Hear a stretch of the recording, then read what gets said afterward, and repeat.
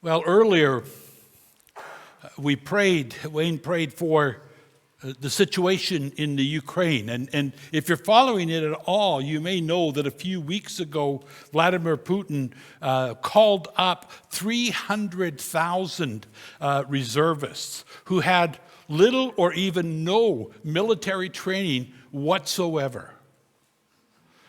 And a good number, if you saw the pictures at the videos at the border crossings, a good number of those people responded by running away to other countries because they knew that they weren't trained. They knew that they had no idea what it meant to be a soldier. They were reservists, but they hadn't ever actually done anything. And so they did what they felt was best, was to escape rather than face what they, I'm sure, felt was almost certain death. As I watched that on the news, I began thinking that this is similar to the lives of so many Christians. We know that we are in a battle. If you're a Christian more than 15 and a half minutes, you know that there is a spiritual battle that accompanies being a follower of Christ.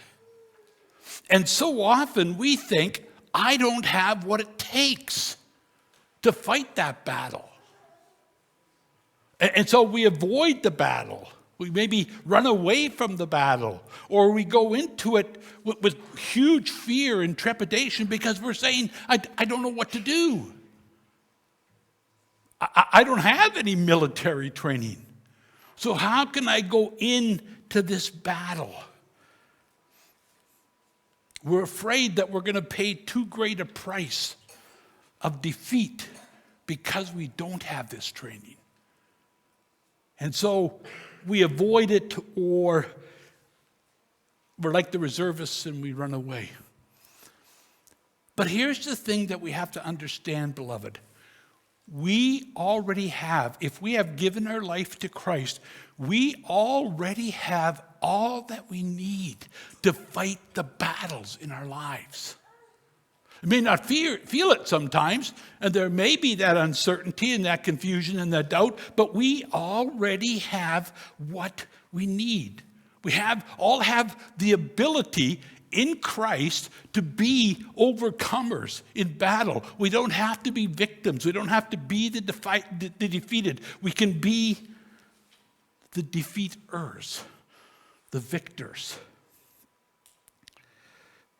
And yet sometimes we believe the opposite. We think all I have to do is show up and God will give me the victory. All I got to do is go into the battle and God will give me the victory for sure. And so we don't need to prep. That was the thing with the reservists. They had had no preparation. They had had no training. And so we are called to lives of holiness, not just when we're facing obstacles, maybe especially then, but well before that. We don't like to practice spiritual disciplines like prayer. Like prayer is hard work. And I don't really like to pray. So I avoid prayer. I avoid things like Bible study and meditation and memorizing. Sometimes we even go so far as to think that God owes us. He owes us victory because of all that we do for Him. We sometimes even wonder, how does God get along without me? Like, I often wonder, I wonder what God did before April the 10th, 1980, when I gave my life to Christ. I'll bet you His job became a lot easier on that day. Because I became a Christian and now I can take a lot of the load off Him. And of course, that's not the reality. It is God doesn't need us. He wants us. He wants to use us, but He doesn't need us. We're the ones that need God. we really, really need him. We need the things that he provides for us going into battle. The Israelites were finding all of this out. But in chapter 5, there were some things that they needed to do to learn how to fight this battle. God was calling them. They were already on the plains of Jericho, and he's going to call them to defeat Jericho in the most unusual way you can ever imagine. And so he calls them, and he tells them exactly how to prepare. Again, those reservists weren't prepared. And so they didn't want to go into the battle. But God has us to prepare. He calls us to prepare, not just in the midst of the battle, but to prepare every day so that when it comes to that battle, we are already prepared. We've already been trained in how to experience the victory that he desires to give us. And the first thing that he says in verses 1 to 9 is that to prepare for victory, we must renew our commitment to God. In order to celebrate this victory that he has for us, we must be all about renewing our commitment to God.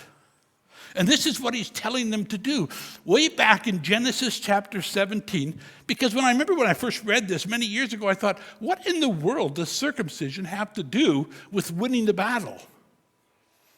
Well, way back in Genesis 17, God called the people, the men, to be circumcised. Why? As a sign of the covenant relationship that there is between Abraham and God and God and the Israelites. To say to the Israelites, you are my special people. I have called you to me. And I have a relationship with you like I have with no other nation.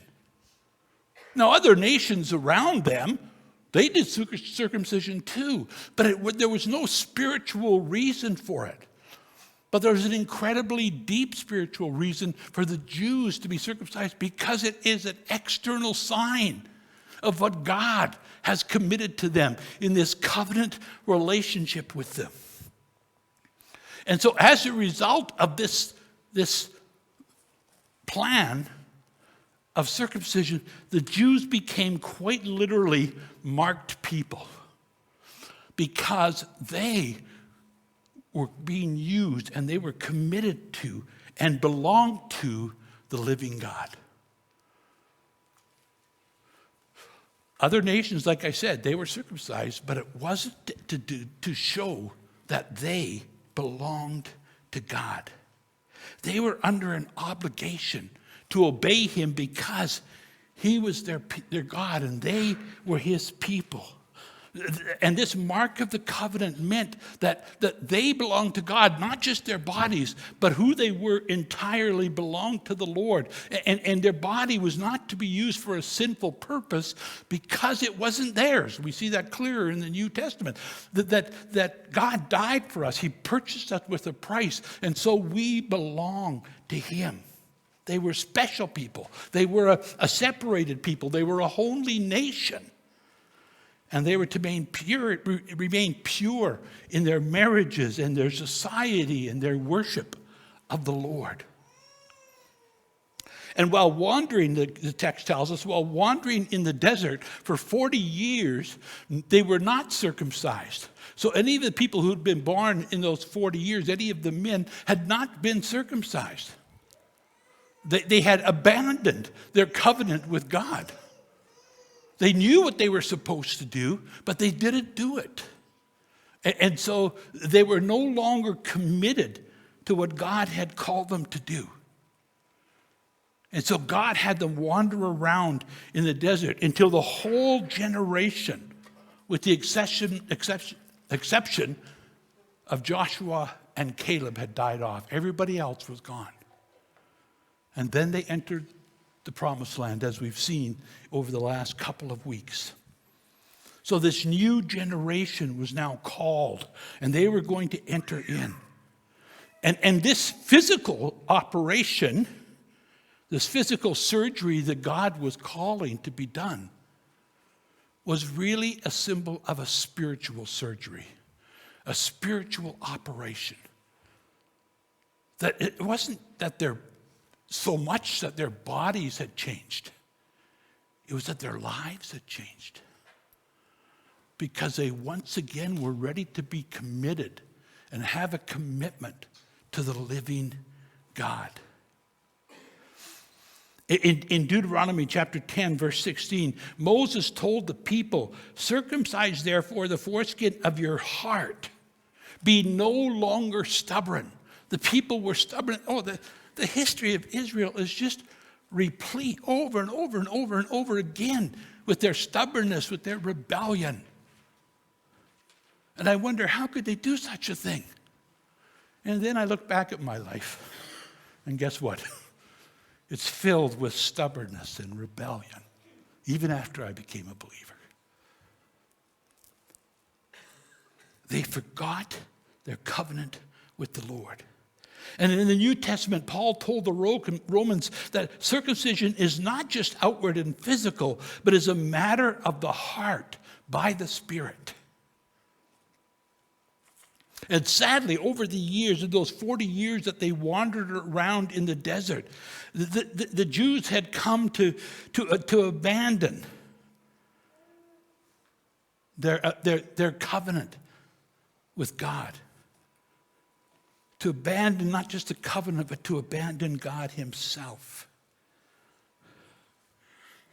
It's like so many of us today. We've learned a valuable truth. This valuable truth that the moment I received Christ, I was granted entrance into heaven. And so now all I have to do is sit around and wait. All I have to do is sit around and wait. I don't have to prepare for battle. I don't have to live this covenant life that God has called me to live.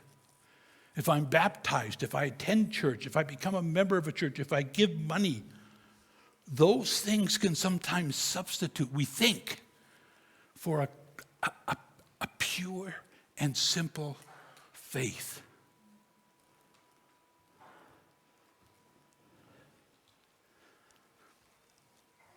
But they can never substitute for that.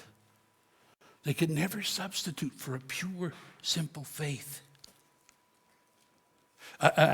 Some of you know I'm teaching a class online this past week and the next couple weeks for Clearwater College in Alberta. And we were talking about that with the students this week. And I was saying, isn't it wonderful to know that I can never be rejected by God? On the day of my worst sin, God doesn't say, "Okay, Dan, that's it. Back to hell you go." I can completely trust God. Now, it doesn't mean that I sin with impunity. In Romans 6, Paul says, "What shall we say then? Shall we continue in sin that grace may abound?" And he says, "May it never be." Never would we ever think that I can just live the way I want, live a life full of sin. If I've truly made that decision to Christ, I don't want to live that way. And so, we have this call to live in holiness, in this simple faith. And God will not abandon us. But that certainty, that assurance that he'll never abandon me, what does it do? It makes me all the more committed because of my love for him and his love for me that I want to live for him. I want to live in that covenant relationship. But because we know that God won't abandon us, won't reject us, we don't want to go through life always thinking that everything is okay between me and God without checking it out. Without going to God and saying, "God, shine the searchlight of your Spirit deep into my heart. Is there anything that hinders my relationship with you? Is there any way that I am drifting away from this covenant relationship with you? Beloved, I can say it no stronger than this, that those who feel that there is no need for renewal in their lives are on the most dangerous ground of all.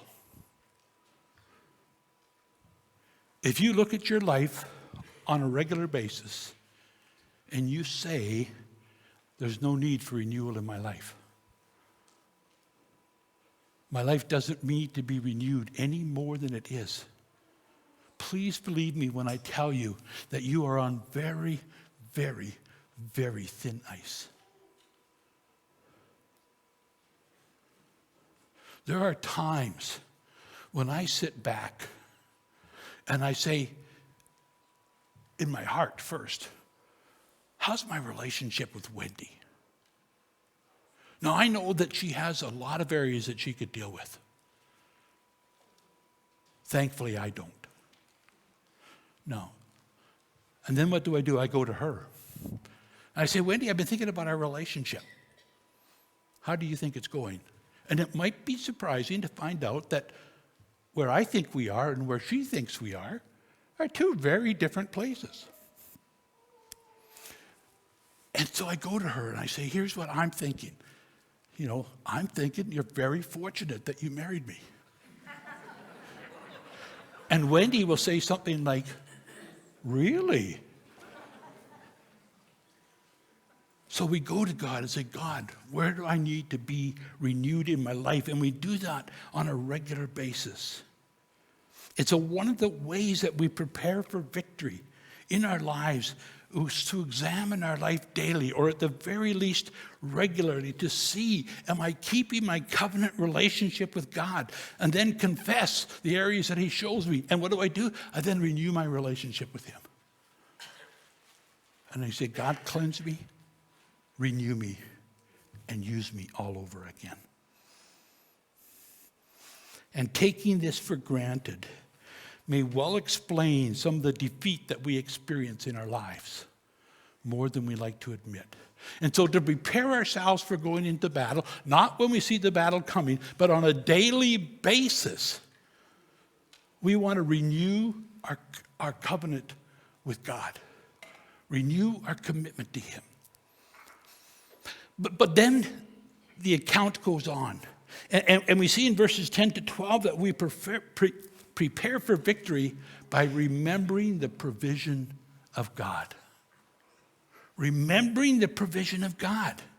In his farewell speech to the Israelites, Moses exhorted them over and over again to remember that we were once slaves in Egypt, and the Lord delivered them and made them his own people. And this great truth was represented every year in the Passover, where they would remember that the angel of death passed over them because of the grace of God. And that's the only reason. They would never forget that they were redeemed. They were a redeemed people because of the blood of the Lamb. And Moses said, please don't ever forget that. And oh, beloved, what a call to us as the children of God to remember that we are a redeemed people, that God has provided this for us. I can't tell you how many times I just say thank you to God. At Thanksgiving, when we were all together, I just sat there and said, thank you, God. Because I came to Christ, or shortly before I came to Christ, I had nothing. My wife had left me, taken her daughter, told me in language I could no longer repeat, that she never wanted to see me again. And then I look across the table, and there's my two daughters my grandchildren. And I just say, thank you, God. I was doomed to a life of eternity separated from God. And by his grace and his mercy, he saved me. And so often I think about that, and I'll be honest with you, I begin to weep just by myself in my devotional time or whenever. I just say, God, why? Thank you so much that you saved my soul. And so 40 years earlier, they celebrated the Passover night, delivered from Egypt. They celebrated again at Mount Sinai before attempting to enter the Promised Land the first time, which didn't go so well. But here's the thing. There is no biblical evidence that they ever celebrated the Passover, the time to remember God's provision in their lives, that they ever celebrated it again. It would appear that from Mount Sinai to the time of this account, that they had never celebrated it. And now God is saying, circumcise yourselves and remember what I have done for you. And I think one of the surest ways for us to prepare for victory in our lives is to remember the many times in the past that God has provided deliverance and provided victory for us. And I encourage you to do that on a regular basis. I encourage you to set a time aside, whether you're on the mountaintop or you're in the valley, to set the time aside and just say, God, I thank you for this time and this time and this time and this time where you provided for me and you set me free and you took me out. Thank you, Lord God. And we sometimes live in a culture that has secularized Christmas and Easter. Please, let's not do that. Let's use those times. Like we're coming up to Advent at the end of November. I love Advent. It's my favorite time of the church year because it helps me to remember, looking forward to Christmas, what God has done in my life. And let's set those times aside. Maybe once a week or once a month, we just set a time aside and we just say, God, I want to look back on the ways that you have provided for me. Do it regularly. I think I'm going to write a song. Count our many blessings. Name them one by one. Think it'll be good? Count our many blessings, see what God has done. When life's billows, you are tempest tossed. When you are discouraged, thinking all is lost, count your many blessings. Name them one by one, and it will surprise you what the Lord has done. Do it, beloved. Please do it. Sit down on a regular basis and just thank God for what he has done in your life. And so we're facing these battles. We want to renew our commitment to God. We want to remember the many ways that he has provided for us. And then finally, in verses 13 to 15, we see that in Joshua's story that we prepare for victory by relying on the presence of God. Have you begun to see that there's a little bit of a pattern here? We look back at chapter 1, and it talks about the presence of God, that I will be with you, just as I was with Moses. And then in chapter 2, and then in chapter 3, and now again in chapter 5, we see this reference to the presence of God. And the army of the Lord appearing to Joshua just to remind him that God goes with you. Years earlier, Moses told God, if your presence will not go out with me, do not bring us up from here. Have you ever said that to God? God, if your presence will not go with me, then I don't want to go. if your presence isn't going to go with me, why would I want to go there? God had already told Joshua so many times that just as I was with Moses, I will be with you. And now he reaffirms this in a very personal way. And like Moses, Joshua refused to move on until he knew, not strongly suspected, was pretty sure God was with him. He refused to move on until he knew God was with them. I have never, ever gone on staff in a church or another ministry where I haven't said this to God. God, if you're not taking me here, if this is not your call of my life, then let me not go. Put up obstacles so that I will not go. Again, we have to remember the history of Israel's attempt to enter into the promised land earlier. This great leader, again, the greatest leader that Israel had ever seen, named Moses, couldn't even motivate, they couldn't even get them, couldn't even convince them to go and to do this. And almost certainly that must have been on Joshua's mind. Moses couldn't do it. What makes you, God, think that I can do it? And then along comes this promise. I am with you. What an encouragement that would have been. What an encouragement to know that as I was with Moses again for the third or fourth time, and I'm going to be with you. There's a loneliness in leadership that is difficult. There's a loneliness to know that I'm under God, called to lead this ministry, this organization, this church.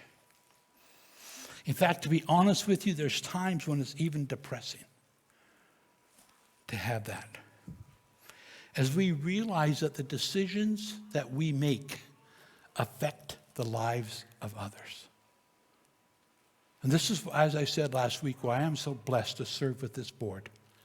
Because they're prepared to make those tough decisions. Not without paying themselves, but what's best for the people of Rosewood. Henry Truman, a late president of the United States, said, to be president of the United States is to be lonely, and very lonely at times of great decisions. And unless he wasn't fully human, I'm guessing Joshua was feeling some of that right now. I'm sure that he felt some of that loneliness of leadership. God promised he'd be with Moses. The people prayed that God will be, with Joshua. And the people prayed that God would be with him. The enemy even saw. Their hearts melted as they saw that God was with Joshua. The people were encouraged because they saw that God was there. And now they were experiencing the reality of that promise. I can't tell you how pumped I am about what God's doing here. Something happened to me after the AGM last week that I don't get at a lot of annual meetings. I was flying high. As we recounted and went over what God has done in our midst in the last year and longer, I could just feel myself just bursting with what God is doing in our midst. And I was so blessed to be a part of that.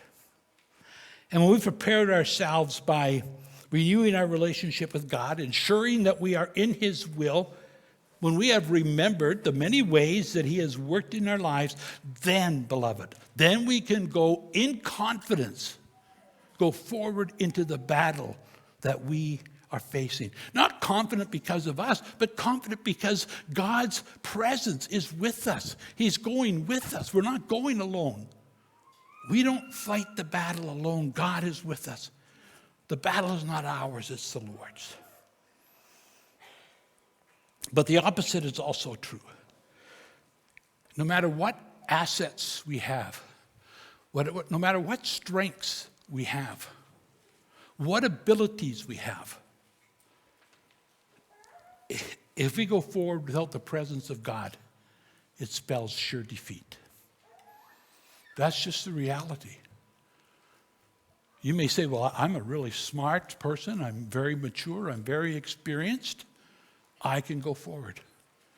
And I'm saying to you, don't do it without knowing that God's presence goes with you.